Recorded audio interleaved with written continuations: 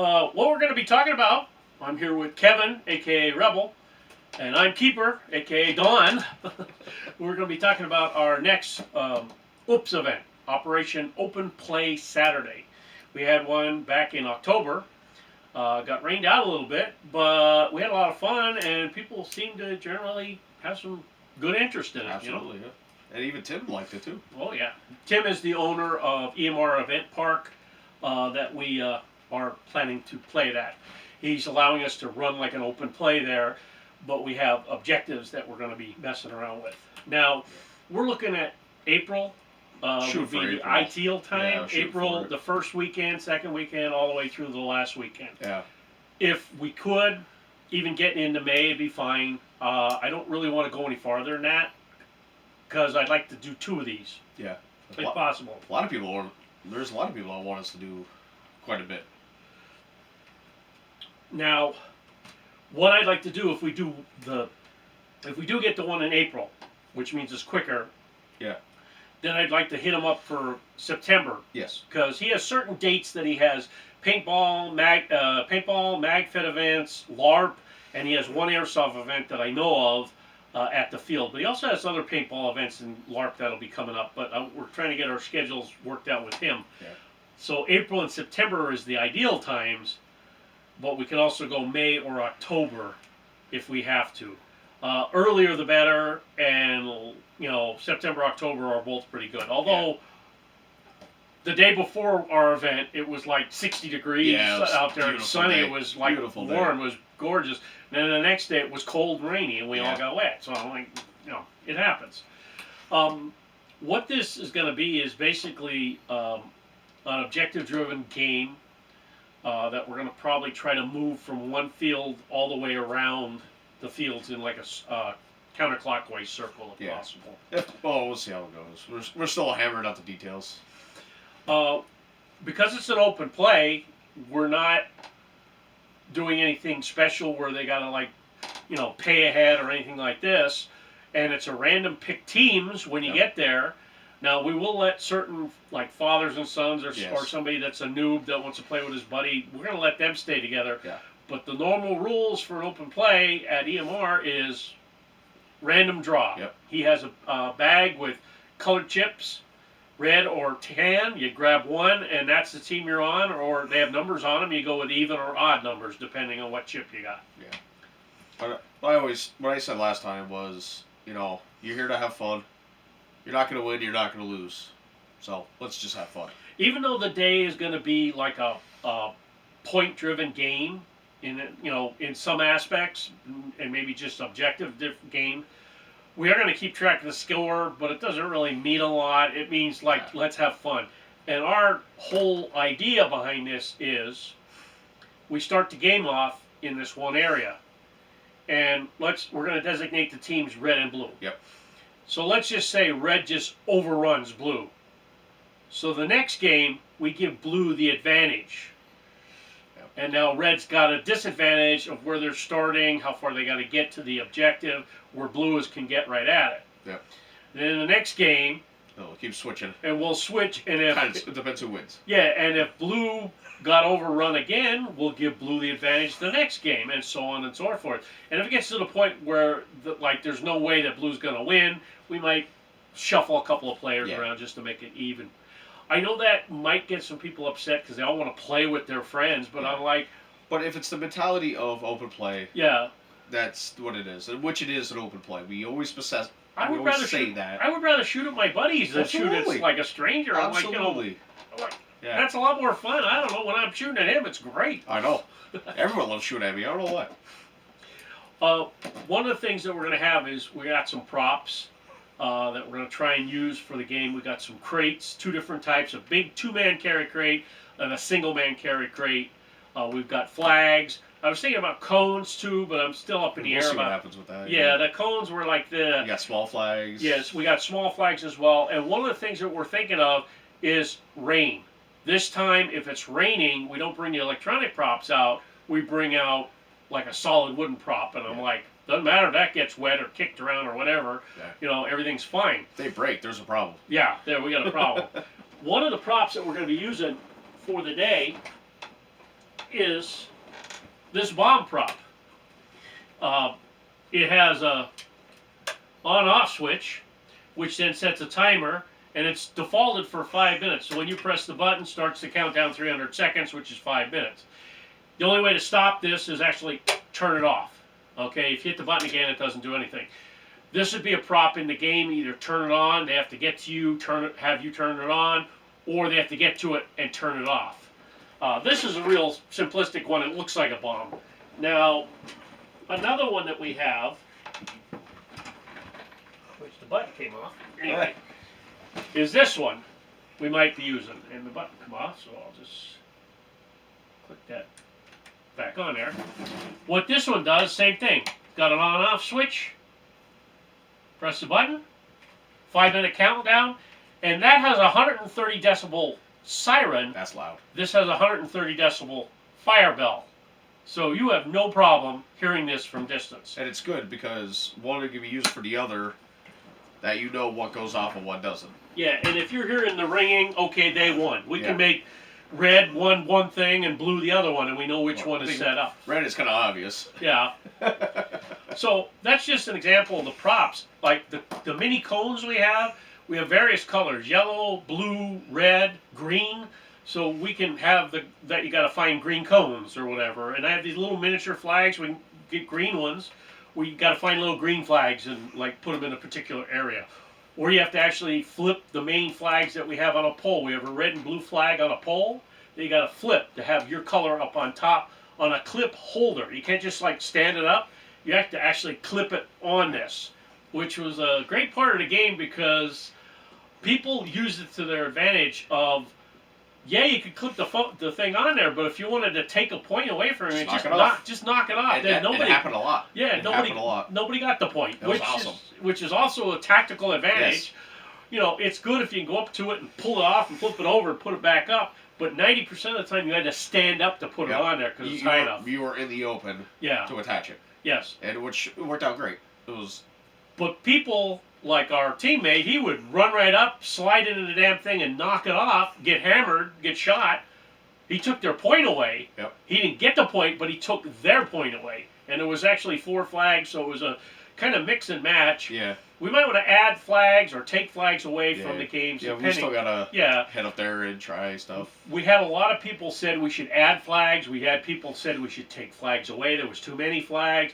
I like the idea of more flags because then it gives you a better option for points. I just like it I like a little bit more flags, but spaced out more, so not all firing is in one area. You have to span out. As the way we had it with the 4 flags, you had one on either side of the center building, which were both in the open, and you had 2 on the outsides of these buildings way in the corner, which are in the open. So our other option would be to do like a straight line, but then spread the flags out that way. But still, you're going to be in the open getting shot at. Or have four flags on each building, so they have to capture the building. Yeah, that's actually a better point too than getting the 4 flags. That was the one guy said about cones too. He said it might be easier to just put the cone on something. And I'm like, but it's easier to lose. Yeah, much easier. Somebody takes a cone, run around with it. You lose it. I had 20 cones. I bought blue. And we lost one the first week here at my place, and we still have not found it. Yeah. Well, the way it's looking, it looks like the deer have been eating all the Yeah, ones. I think they're having a good time with it. That's pretty weird. So we're trying to do objective games with the least amount of material that we have to bring. Now, we have made up poles with the clips for the flags. Yes. But they ratchet strap to anywhere. Yeah, which is awesome. You don't have to worry about putting screws in anything. You don't have to worry about ruining somebody else's property. Strap them. They were safe, out of the way, and nobody ever tripped on it. Nobody ever did anything with them. And we're using these on like most of the games that we had. Yeah. And what we're also we're going to go into some of the games for an example. There's this location at Eamore called Rat's Nest. Yeah. It's hit and miss. It's not bad. It's all right. He did say that he's going to be doing some work on that this year, so I don't know exactly what the work is that he's going to be doing on it. Yeah. He actually bought a new skid steer and a front end loader. Yeah, he has a lot of plans. So he has a lot of plans, but he's talking more about some of the LARP stuff that he wants to do that actually will use what he wants to build. But anyway, the location is called Rat's Nest, and go ahead. We're talking about laptops. Yeah, so we're an idea of like each section is going to build to like roll into the next area. Yeah. So first one we're going to start, we're thinking about using laptops. And we have 15 laptops that I got from a place I used to work at that are completely dead. Batteries are out of them. They're completely trashed, and we have numbers on them, so we can actually put colors on them or whatever we got to do. Yeah, I think we're going to do like we're going to paint the tops blue and red just so you can see the difference. And the way we set up the last event is you cannot touch the other team stuff. You can defend it, but you can't touch it and take it and keep it for yourself.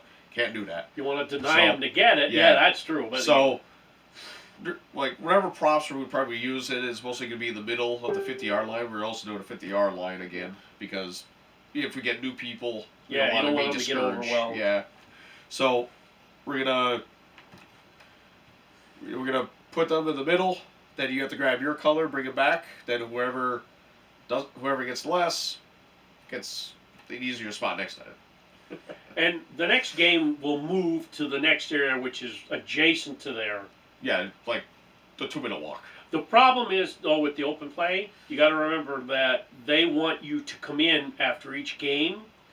So what we're going to do is, like, time needs to last a little bit longer so that the downtime is not that much on each one. And I don't think we're gonna flip them. We're just gonna it's just gonna be a one-side all. Game. Then see what happens at the end. The next section we move to is this area. It's an actual paintball field, but it's wide open with small barricades, close quarters. And what we're going to do is we're going to have the starting points back in Rat's Nest and in the upper town, and you have to fight it in a specific area in the middle. And it's going to be a power line game. And I'll let you explain that. So, so the power line game is you have to, there's going to be multiple flags going from the outside to the middle. So your objective is to get your power established for said laptops. So, like, you're going to have probably like 2 or 3 easy ones only on your side that you have to get up, but also be easy defendable from the other team. But the last one, in which we were scoping it out, there's like a building-ish in the middle that you have to get both the 2 of your flags up by the end of the game. Yes, and that actually, the flags would go, let's say blue's on the left and red's on the right. So it'd be blue, red, and in the center have to be this whatever color is going to take it over. Yeah. Which then moves it into the next game. So the only flags that you were able to change are the 2 in the middle. Yes. That's it. You can't go past to get the other flags. It's only in the middle. So again, you have to either knock it off or defend it. One of the things that we're talking about is because of the way the field is structured, it would be kind of hard for the other team to try to get down to your flags to try to knock them off. It probably could be done, but I don't really think that's the objective in this type of game. No. Like the first 2 flags you're going to get, they're going to be laying down, you're going to have to put them up. You still could be getting shot putting them up and not get them up. Absolutely. If the guys are on the ball and they're trying to shoot at the guys putting the flags up, that would be good to keep them from putting their flags up while you put your flags up. And we're going to set it up where the flag's going to be on the side. You will be visible to the other team. Yeah, you're not going to have behind a barrier. Click. Yeah, you have to pick it up and put it on this thing right out in the open so you can get shot at. And if you get shot while you're trying to put it on, it's done. It drops right back down to the ground. You go back to spawn, come back in. And when you set up those first 2 or 3, they're up. Yeah. They cannot come down. Yeah, once they're up, they're up. Besides that, then you're good to go. Yeah. And then after that game, we're going to move into the town. Ooh, yeah. The next mission we're going to run into from there is called the comms mission. And we're still working on this one a little bit. Yeah. Like, we have a couple different ideas going on, but the main objective is you have to capture ability to get the comms to find a location for the next part of the field. We want to incorporate the laptops again because we used them in the first game. We didn't use them in the second game. We used flags. Now this game, we're going to use laptops and flags. Yeah. So like we're thinking about you have your laptops. No matter what, you're going to have 3. Yeah. Because we're not gonna play that game where oh they only got one. No, everybody's gonna get three right off the bat. So the mission is you have to take. What we're thinking is you have to take those laptops, set laptops to a certain location that will be marked by a flag. Yeah. Then after they're all delivered, then you fight for the comms. Or whatever you want to do. I don't think it should be one or the other. I think it should be this is what you gotta do, this is what else you gotta do. Yep. I think that's it's a multi-point objective for that particular game. And that one we're still working on, but we want to involve both of the props. Yeah. And that, in essence, also, whoever won the last game gets the better position or gets the worse position. So it's always the losing team gets the better position from each game. Yeah. And in this instance, the better position is at the lower side of town, where the other team is working out in Margaritaville. Has got to go up a slight hill to get into town. It's a little farther back, gives them a little bit more area to run in and get there. But people didn't utilize it that much, but there is more area on the front which they could go to too. Yeah. And the other team did utilize the backside of the field a little bit. But the other team didn't use the backside of Margaritaville, which was hilarious. Yeah. Of course, it was raining and people weren't giving a lot of. Yeah. I saw some face plants in the water, so it's like it was. Which was funny, but yeah, also it was a good worried day. about, you know. But we actually moved to the next game, which is a crate mission. Now we're talking about having some smoke, but we got to talk to Tim about that and see if we can get some smoke off them, or include that in the price. Maybe get one or two smokes off them, you know, by getting a certain number of people. We got to work that out. Yeah. Do you want to explain that one, or do you want me to go through it? Well, you do it. You got a handle on it. Right, I think I created some of these. Like I thought of most of these ideas. So the idea that I came up with was, like, what if the helicopter went down or something? Like we could probably involve something else, but something went down, and there's two packages there, two crates that are 2-man lifts. Yeah. So we're thinking about doing an L-shaped map, give or take. I don't know. We still got to look into some. And each crate is either colored blue or red. Yes. I already have these. Yeah. I already have these crates. So, you have to go locate it and retrieve yours and defend the other one. Right. Again, you can only pick up yours and leave the others. So you have to get to a designated spot where the crates are. You retrieve and then you have to take them and take them to another spot or back to their spawn. All right.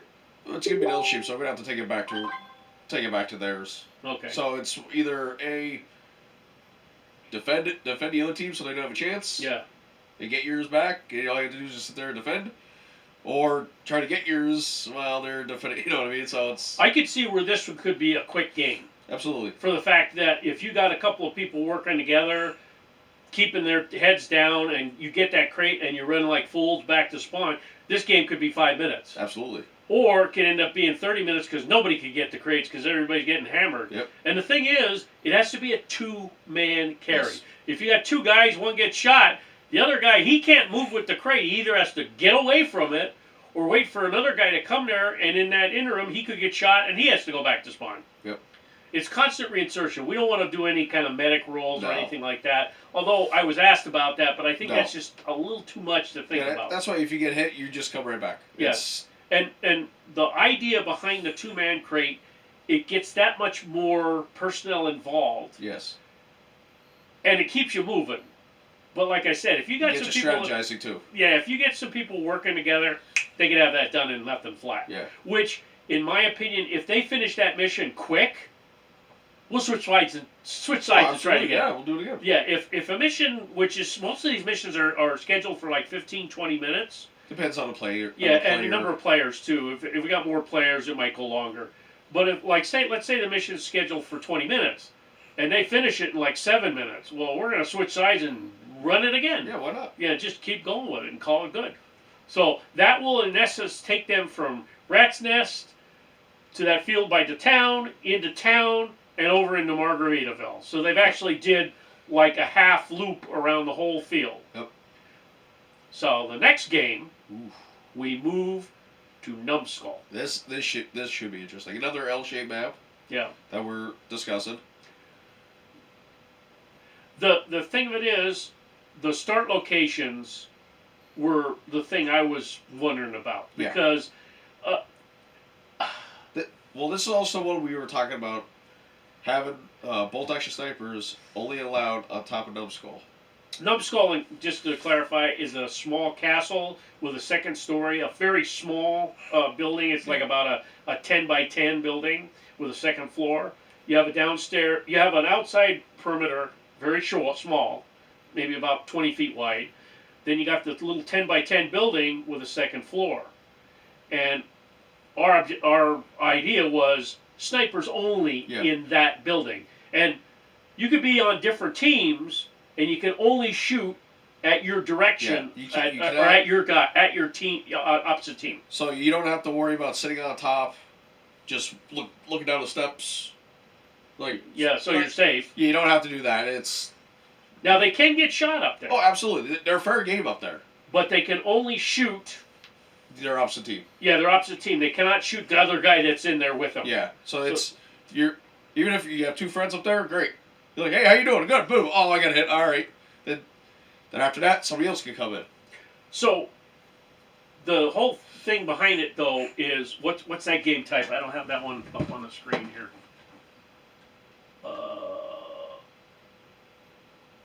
Numbskull. There it is. Oh, okay. They have to open the door. Open the door on Numbskull with bombs or flags, depending on the weather. Oh, this was the one where we wanted to plant the bomb. Like it was just like the missile silo. We were kind of thinking about, or yeah, it says Numbskull bomb crate game. Yeah. Being that each team needs to open the door to Numbskull with bombs. Or flags, it depends on the weather. Or flags, depending on the weather. So the team would come up, and it's the opposite door. Yeah. Not the door facing their spawn. So the building is like the 50-yard line. You can go around it, no problem, but that's it. You can't go anywhere else. And the idea was they had to set the bomb, the ref would be there, and it would have to go off. Yeah, to go off for the door to be open. And then what does that give them? Then once it's open. That's the mission. Oh, they have to plant the bomb. They have to plant the bomb. 5 minutes it goes off. Can the other team turn it off? Yes. Okay. So it's an on-off thing. Yep. The other team can come up, and this will be sitting like this, ready to go. The one team comes up and, oh, you're ready to go. It's going. So, and the next one can go like that. So whatever side the bomb's on, that's the other side where the team is, so it's more of a fight. Yes. To get to that side, and you can't go in the building. That's not allowed. You have to go around. This would be a game where the refs would have to be on top of this. Yes. Because if a team comes up and turns this off, the first thing the refs got to do is turn this back on so it gets ready for the button press. I said I would do it. Let them turn it on.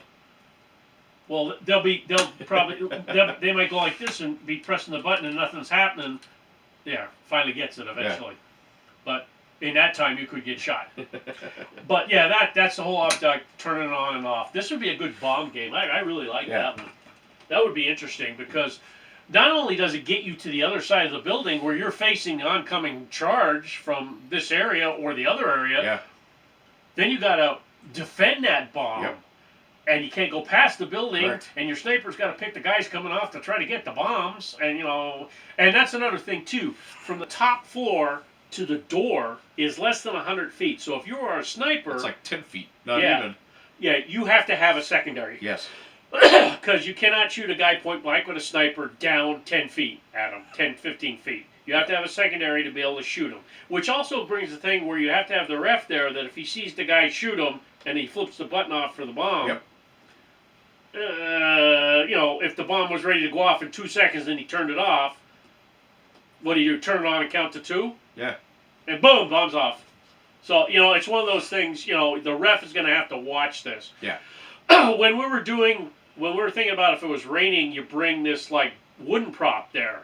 You bring the wooden prop there, or flag, or whatever we're going to use. Yeah, the wooden prop to flip the flags. Yeah, and then you put that prop or the flag flip there, then the ref has to count off a little bit till the door is, exploded. Say count to 30 or whatever. Just a little added material if it's raining and we've got bad weather. So I think that'd be an interesting game. And that has got you almost all the way around. That's got you about about 3/4 or more around the field. The next game, we moved to the castle, the big castle. Yep. That's a second floor, inside wall, the whole 9 yards. Yeah, we're still talking about this. You know, I thought of a layout for the game, for the field wise, and it looks like it'll be interesting. I know we were still debating on which one we want. See, now there was a thing that we were talking about that you put the flagpoles in the center of the castle.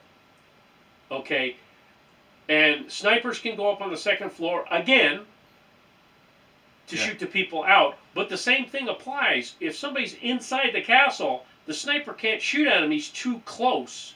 He has to go back to his pistol. My thought on this was, I think because we had the 10 flags there, was each team has a certain number of flags with them, 5 and 5. That's what I think we were talking about. And you try to bring them in there and plant them with your color up. What if like, you know how we talk about drilling the holes in the crates for that? Yeah. What if we do it that way? You place the crates can't move. You have to get to your crate with your flag. Oh, so we have to have the little flags then? Yeah. Okay, that's different. That's different. What do you think about that? That would be interesting. These crates are like solid wooden boxes that he got me that had something in it. It's like they're solid 1x6s and they're real heavy. That's why, I always say I gotta horse them around. It takes a lot for me to move them around. These other guys, 2-man carry, they can run with them. Not even one person can carry it. But if we drill like half-inch holes in them, like 5 or 6 holes, and you had to put these little green flags in it, the more flags you put in it, the more at the end of the time period you win. Yeah. Okay, that I like. That would be an interesting game. Yeah. But then, how does that work? Do you let people inside the castle wall? Yeah. Yeah, so you can have somebody sitting there with a pistol waiting for you to go over by the flag and get shot. Yeah. Okay. I was just wondering what we're doing with that. Not? Yeah, it's good. Either we give them flags to start with, or we give them a couple, and we could throw some in the castle. Yeah. So they have the flags have to be in the box. Yes, it has to be standing in the box. Now, what happens if they got it and they go into the castle and they get chilled? They got to drop it, or they bring it back to spawn? I said they bring it back to spawn. If it's one in their hand. One in their hand. If they go into the castle and there's one laying there and they grab it and they get shot, take it back. They can take it back to spawn. Yeah. But they have to get it in their hand. Yes. And they have to have control over it first. That would be an interesting game because the start points. This was the big thing with this. Where was going to be the start points? That image I made up. Yeah. I think that was pretty good. Like basically start off on the sides. Now you're not talking like the town. No, little town in the back. You're talking about over the hill and in the numbskull. Yeah, like over by numbskull, like that. Now this gives the other team. One team has the advantage. The other team doesn't have the advantage because the one team has to come up a little hill around some brush to get to the castle, where the other team just has to go over a wall, or you're right there at the castle. So they're like a straightforward rush. So that again is whatever team won the last time. They're at a disadvantage down the hill. Yep. All right, so we're going to keep doing that throughout the day, keep switching the teams up wherever they start. And if it's one of these things that they really like that game and we got time, we'll say, do you want to do this one again? Fine. No, let's go do this one again. Hey, we're going to be game to do any game they want again. But, of course, the start of the day will be the quick team deathmatch. Yeah, just so people get warmed up and everything like that. Yeah, the biggest thing to remember too on this is the rule set for the actual location. He is 1.85 joules, semi only, no grenades except spring grenades, only his smoke grenades, no other kind of smoke grenades. He sells them right there. Yeah, and no full auto. Okay, which annoyed some people, and I'm like, it's an open play. Yeah.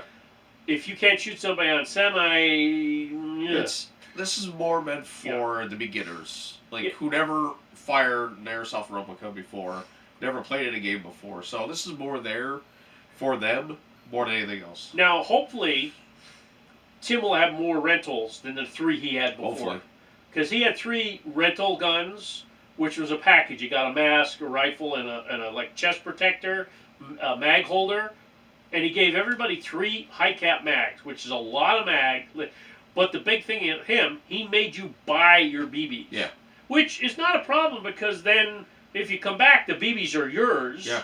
And you can use them again. Or you can sell them to somebody else. Or you can give them to somebody else or whatever, Yeah. you know? So it's a good package. I don't know what he charges for that. He was using, I think it's he got the Valken Avalon, then he was looking at the Elite Force, but the Valken gave him a package, Valken Avalon, AEG. He had 3 mags, this chest protector, and a full face mask that he had a couple of guys use already. So Yeah. if he gets more rentals, I think that'll generate a little bit more buzz for him because when people ask, you have any rentals? And he says no, I think that's the downplay for somebody. Like when you go down to a place like, there's a place down south, Lingelstown, he has HBA rentals for people, which is fantastic. Yeah. Now R&M up in New York, he has 10 rentals that he can rent out to people, which, you know, as a little out of a trailer in a small field type setup, that's pretty awesome to have 10 guns to rent. Having the HBA rentals is like high class, you know. That's really nice, and free air for them. They can just come up and fill, which was nice. But I hopefully Tim does do some kind of setup for some kind of rental. It is a standard $20 for the day, and usually the games start at 10, and they were going to 2, but he gave us a little leeway. We could go longer if we were all having a good time. And if there was nothing else. Yeah. If nobody was waiting for us either. Yeah, if there was nobody like having any other paintball stuff, because he used to do airsoft and have paintball in the afternoon, or vice open versa. plays, and I'm like, I don't think he does that. He does Sunday then. Yeah. The next day. Because I know a couple times like LARPers will be there. Yeah, and LARPers are usually on another field, and if they really want to go where we're playing, that's not a big deal. Yeah, it's not a big deal. We'll go somewhere else. Yeah, we never argued with them. And even though we're planning this game to go in like a counterclockwise fashion, at any given time we can say, okay, you got people who want to use this field, we'll go over here, or we'll do the game here. Because even though we plan it that way so we can keep moving the props in a certain direction, we can move the props any way we want. Now we have 8 flagpoles made. We actually have 13 flags. So if we need to make up more flagpoles, we can. We have 8 now. So that was the big thing. We wanted to maybe make some more flagpoles up that we could attach with ratchet straps to whatever we want to hook to. Hook it to a tree, hook it to a building, hook it to a pipe, you know, whatever we got to hook it to. Yeah.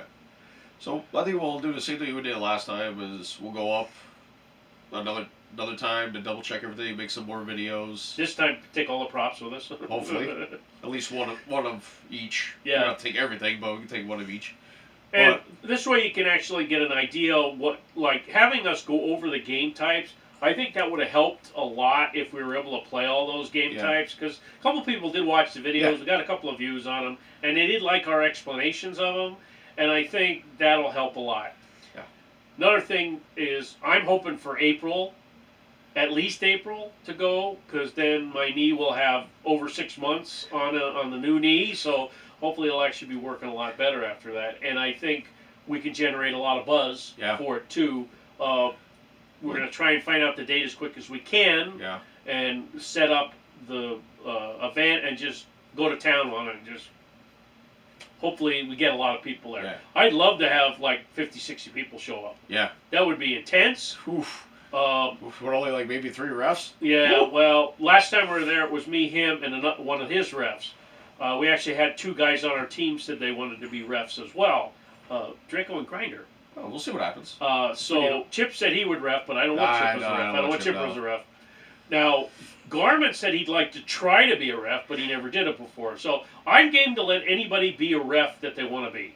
I have extra orange things that I can bring. If people are saying, yeah, I want to be a ref. Now, Draco's got his own whistle, his own timer, and his own vest and the whole 9 yards. That's not a problem. But I have extra ones. I do have extra yellow ones for anybody who wants to play and be a ref for the particular day. Yeah, we'll see what happens. Yeah, so I think it's going to be a good day, as long as we get the right weather. Yes. And we might have to buy a couple more props to, like, the little flags. It's the only thing I was looking at. Maybe some more flagpoles. Maybe. 2 more to get 10. Yeah. If we want to complete it, and then you have to get 2 more ratchet straps. Although we might be able to hook 2 Well, with they one come in ratchet. 4-pack, so might as well just go for 4. Yeah, and then. But right now, we want to try, testing some of the stuff that we want to try there at my local field here, if we can. This is a smaller area than EMR is. EMR is massive, so many acres compared to like the 6.4 I got here. So And I know, as of right now, we are not going full field on anything. yeah, It's just quick matches, in and out, and then move on to the next one. and that is Tim's rule that you have to break between the matches. So people can come back, reload, because some people only bring like 1 mag and keep filling the BBs. Rehydrate if it's warm out. Yeah, and that's, you want to make sure everybody hydrates. Yeah. You want to make sure everybody's got the proper face protection on, eye protection, whatever, so that everybody's 100% for the day. Now, I'm not bringing a weapon. Maybe I was thinking about bringing a pistol, but to check people if they're not calling hits. But I'm like, I don't really need. I have that little plastic clear one I have. Yeah, I was thinking about bringing one of mine too. That might be something we might want to do just to make sure people are checking. Well, the only people who are shooting is our teammates. Yeah, that's true. You know what I mean? So that's the big thing too, as a ref, that we didn't have a drop of trouble the last time up there. We had a great crowd. Yeah. Great crowd. I gotta hand it to Rebel and the other guy. What was his name? I can't think of his name now. Anyway. Them two were doing great because I was 4 weeks out of surgery on my knee, and I was limping around pretty good, and I only lasted about 2.5 hours for the day, and that was it for me. But it was, a really nice time. No problems. Everybody calling their hits. Everybody's having a good time. Everybody was soaked. Oh yeah. Everybody was having gun problems. But I'm like, that's the nature of the sport. That's how it works out. Yeah. And if you go somewhere and have a good time, you want to go back. Yep. Plus you got great people. And I think that's what we're going to, if we can do really well on the first one that we do, it'll generate a lot of buzz for the next one we're going to do. Well, to be fair, our first one generated a lot of buzz too. And people are more impressed that people did come out and still had a good time. But I think the more we get people out, this might be like a thing we do. Yes. That we get, hey, when's Rebel and Keepler's next game? Yeah. I want to hear that. That's what I want to get. What's the next O.O.P.S? Yeah, it's like, and this is going to be a continuous series using O.O.P.S, Operation Open Play Saturday, with another name on the end. Yeah. Now, I don't know what we like. I think we're calling it Row. Yeah, Revenge on Weather. Yeah, Revenge on the Weather. On Weather. I think it's just on Weather. I think that Revenge on Weather. Yeah. Because just a little play on words, just for last time. Keep the theme going, and we're planning for rain. We're hoping for sunshine. Oh. I'm hoping for anything but wind and rain. Yeah. That's what I'm hoping for. I'll take snow. I'll take snow. So that's about all I got. Yeah. If anybody has any questions about this, I can try and answer them in the comments, or even I set it up that you guys can send me an email if you want, or you can address the comments to Rebel, and we'll get back to you. Yeah. And as soon as we know the date, we're going to post the hell out of it on Facebook, maybe make another video about it, and then we'll put it up there, and hopefully we'll get some good interest. You gotta get the Facebook page going just to make sure it's up with everything, so people go start creating interest on it. Yep. All right. Well, as always, I hope you guys enjoyed the video. Thanks for Rebel coming out, talking about it. Thanks for inviting me to your house. All right. And you guys, remember, have a good day. I like it!